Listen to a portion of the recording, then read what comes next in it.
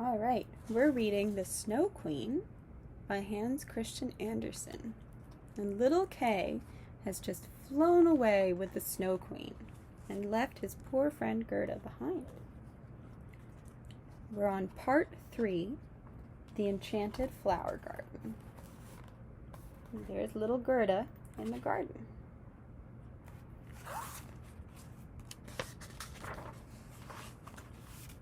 But how fared it with little Gerda when Kay never returned? Where could he be? No one knew. No one could give any account of him. The boys said that they had seen him fasten his sledge to another larger and very handsome one, which had driven into the street and thence through the gates of town. No one knew where he was, and many were the tears that were shed. Little Gerda wept much and long, for the boys said he must be dead, and he must have been drowned in the river, which flowed not far from the town. Oh, how long and dismal the winter days were now! At last came the spring with its warm sunshine. "Kay is dead and gone," said little Gerda. "That I do not believe," said the sunshine.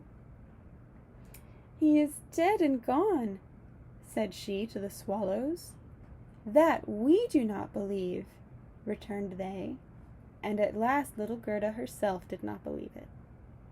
"I will put on my new red shoes," she said one morning, "those which Kay has never seen, and then I will go down to the river and ask after him." It was quite early.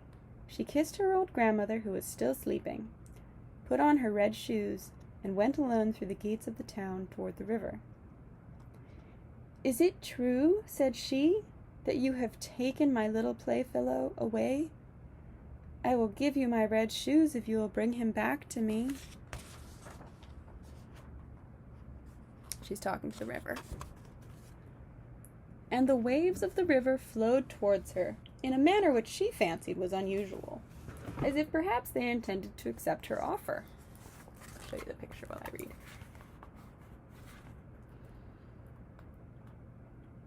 So she took off her red shoes, though she prized them more than anything else she possessed, and threw them into the stream. But they fell near the shore, and the little waves bore them back to her, as though they would not take from her what she most prized, since they had not got little Kay.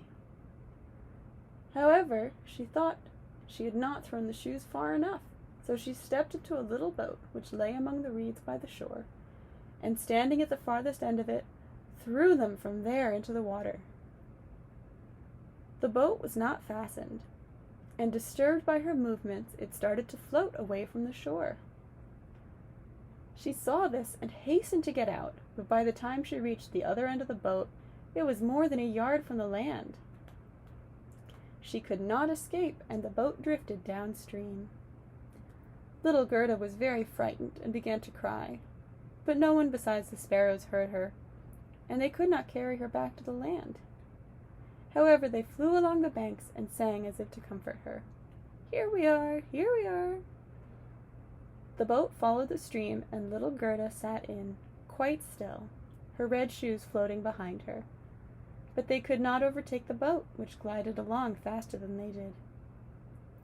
Beautiful were the shores of that river. Lovely flowers, stately old trees, and bright green hills, dotted with sheep and cows, were seen in abundance, but not a single human being. Who's going to help her get out of the boat? "Perhaps the river may take me to my dear Kay," thought Gerda. And then she became more cheerful, and amused herself for hours with looking at the lovely country around her.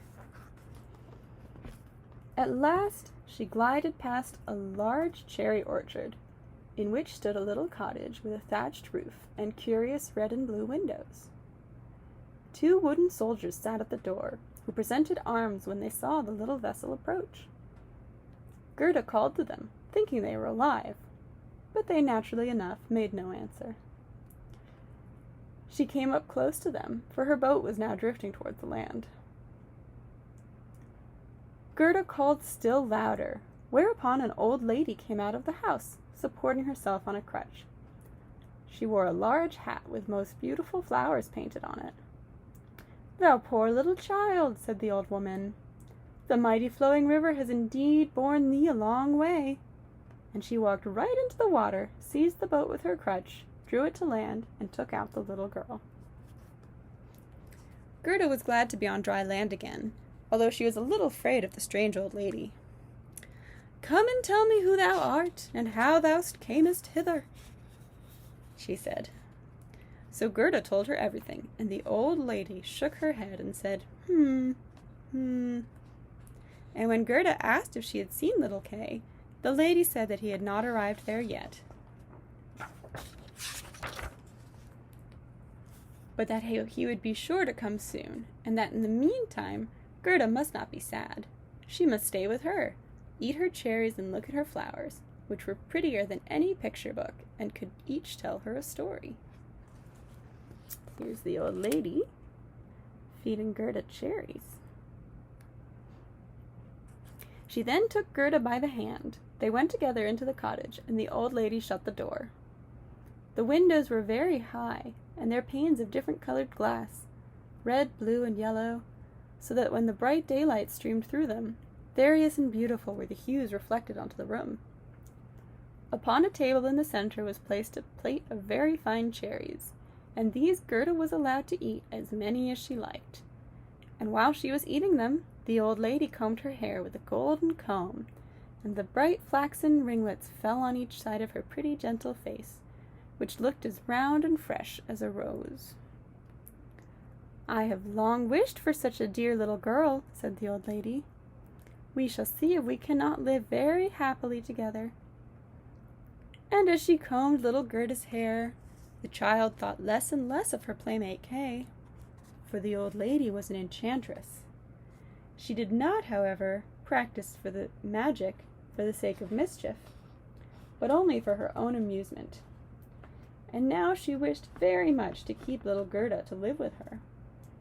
So, fearing that if Gerda saw her roses she would be reminded of her own flowers and of little Kay, and that she might then run away, she went out into the garden and swept her crutch over all the roses, upon which, although they were full of leaves and blossoms, they immediately sank into the black earth, and no one would have guessed that such plants had ever grown there. Then she led Gerda into this flower garden. Oh, how beautiful and how fragrant it was! Flowers of all seasons and all climes grew there in fullness of beauty. Certainly no picture book could be compared with it. Gerda bounded with delight and played among the flowers till the sun set behind the tall cherry trees. And afterwards a pretty little bed with crimson silk cushions stuffed with blue-violet leaves was prepared for her, and there she slept so sweetly and had such dreams as a queen might have on her bridal eve. The next day she again played among the flowers in the warm sunshine, and many more days were spent in the same manner. Gerda knew every flower in the garden, but, numerous as they were, it seemed to her that one was missing. She could not tell which. She was sitting one day, looking at her hostess's hat, which had flowers painted on it, and behold, the loveliest among them was a rose. The old lady had entirely forgotten the painted rose on her hat when she made the real roses disappear from her garden and sink into the ground. That is what comes from acting in haste. "What?" cried Gerda. "Are there no roses in the garden?"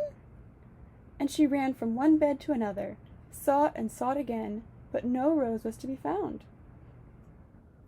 She sat down and wept, and it so chanced that her tears fell on a spot where a rose tree had formerly stood, and as soon as her warm tears had moistened the earth, the bush shot up anew, as fresh and as blooming as it was before it had sunk into the ground. And Gerda threw her arms around it, kissed the blossoms, and immediately recalled to memory the beautiful roses at home and her little playfellow Kay. "Oh, how could I stay here so long?" exclaimed the little maiden. "I left my home to look for Kay. Don't you know where he is?" she asked the roses. "Do you think that he is dead?" "Dead he is not," said the roses. "We have been down in the earth. The dead are there, but not Kay." Thank you, said little Gerda, and she went to the other flowers, bent low over their cups, and asked, Don't you know where little Kay is? But every flower stood in the sunshine, dreaming its own little tale. They related their stories to Gerda, but none of them knew anything of Kay. What was it the tiger lily said? Listen to the drums beating, boom, boom. They have but two notes, always boom, boom. Listen to the dirge the women are singing. Listen to the chorus of priests. Enveloped in her long red robes stands the Hindu wife on the funeral pile. The flames blaze around her and her dead husband, but the Hindu wife thinks not of the dead. She thinks only of the living. And the anguish which consumes her spirit is keener than the fire which will reduce her body to ashes. Can the flame of the heart expire amid the flames of the funeral pyre? I don't understand that at all, said little Gerda. That is my tale, said the tiger lily. What says the convolvulus flower? Hanging over a narrow mountain causeway, behold an ancient baronial castle. Thick evergreens grow amongst the time-stained walls, their leafy branches entwine about the balcony. And there stands a beautiful maiden, who bends over the balustrade and fixes her eyes with eager expectation on the road winding beneath. The rose hangs not fresher and lovelier on its stem than she. The apple blossom, which the wind threatens every moment to tear from its branch, is not more fragile and trembling. Listen to the rustling of her rich silken robe. Listen to her half-whispered words. He comes not yet.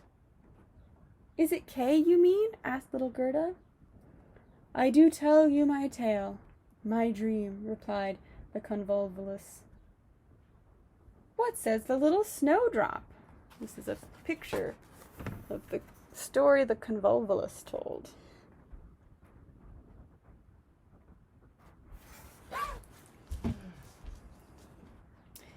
Between two trees, this is the snowdrop story. Between two trees hangs a swing. Two pretty little maidens, their dresses as white as snow, and long green ribbons. Oh, the kitten wants to leave. She's tired of the story. Suki, are you bored of the story? Okay, let me let the kitten out.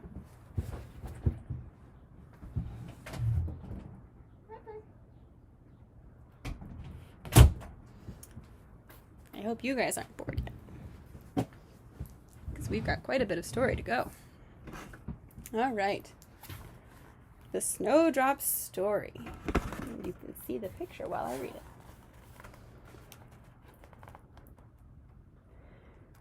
Their brother stands up in the swing.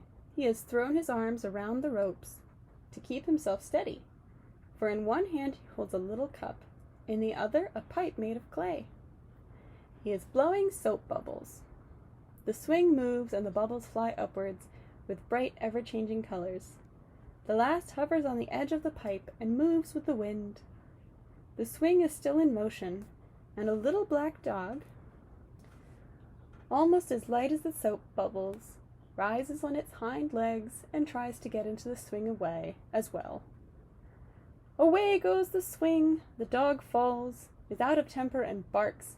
He is laughed at, and the bubbles burst. A swinging board, a frothy, fleeting image, is my song. What you describe may be all very pretty, but you speak so mournfully, and there is nothing about Kay, says Gerda. What say the hyacinths? More flowers with stories. There were 3 fair sisters. Transparent and delicate they were. The kirtle of the one was red, that of the second blue, and of the third pure white. Kirtle is the dress. Hand in hand they danced in the moonlight beside the quiet lake. They were not fairies, but daughters of men. Sweet was the fragrance when the maidens vanished into the wood. The fragrance grew stronger. three byres, whereupon lay the fair sisters, gilded out, three byres, whereupon lay the fair sisters, glided out from the depths of the wood, and floated upon the lake. The glowworms flew shining around like little hovering lamps. Sleep the dancing maidens, or are they dead? Yes, some dancing maidens. The odor from the flowers tells us that they are corpses. The evening bells peal out their dirge. Hyacinths are very dramatic flowers. You make me quite sad, said little Gerda. Your fragrance is so strong I cannot help thinking of the dead maidens. Oh dear, and is little Kay dead? The roses have been under the earth, and they say no. Ding dong, rang the hyacinth bells. We toll not for little Kay, we know him not. We do but sing our own song, the only one we know. And Gerda went to the buttercup, which shone so brightly from among the smooth green leaves. You are like a little bright sun, said Gerda. Tell me, if you can, where might I find my playfellow? And the buttercup glittered so brightly, and looked at Gerda. What song could the buttercup sing? Again, it had nothing to do with Kay.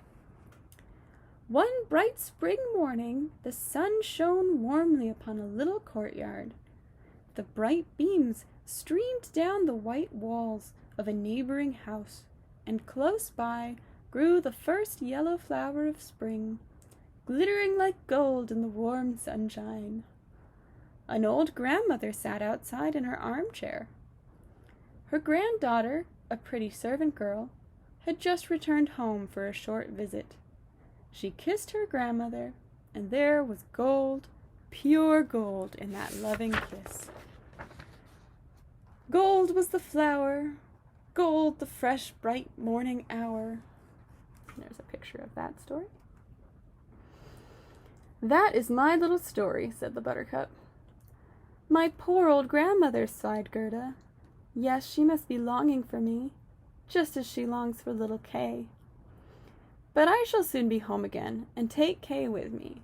It is of no use to ask the flowers about him. They only know their own song. They can give me no information. And she folded her little frock round her so that she might run faster. But in jumping over the narcissus, it caught her foot as if wishing to stop her. She turned and looked at the tall yellow flower, saying, Have you any good news for me? She bent over the narcissus, waiting for an answer. And what said the narcissus? I can look at myself. I can see myself. Oh, how sweet is my fragrance. Up in the little attic chamber stands a little dancer. She stands sometimes on one leg, sometimes on two. She has trampled the whole world under her feet, but she is only an illusion. She pours water from a teapot upon a piece of cloth she holds in her hand. It is her bodice. Cleanliness is a fine thing. Her white dress hangs on the hook, and it, too, has been washed by the water from the teapot and dried on the roof of the house. She puts it on and wraps a saffron-colored handkerchief round her neck, which makes the dress look all the whiter. There she stands with one leg extended as though on a stalk. I can look at myself. I see myself. I don't care if you do, said Gerda. You need not have told me all that. And away she ran into the end of the garden. The gate was closed, but she pressed upon the rusty little lock until it broke. And little Gerda, with bare feet, ran into the wide world. 3 times she looked back, but there was no one following her. She ran till she could run no longer, and then she sat down to rest on a large stone. Casting a glance around, she saw that the summer was past, and that it was now late autumn. Of course she had not noticed this in the enchanted garden, where there was always sunshine and flowers that bloomed all year round. I must have stayed there ages, said little Gerda. Why, it's autumn now. Well, then, there is no time to lose. And she rose and went on her way. Oh, how sore and weary were her little feet. and all around looked so cold and barren. The long willow leaves had already turned yellow, and the dew trickled down from them like water. The leaves fell off the trees, one by one. The sloe alone bore fruit, and its berries were so sharp and bitter. Cold and gray and sad seemed the world to her on that day.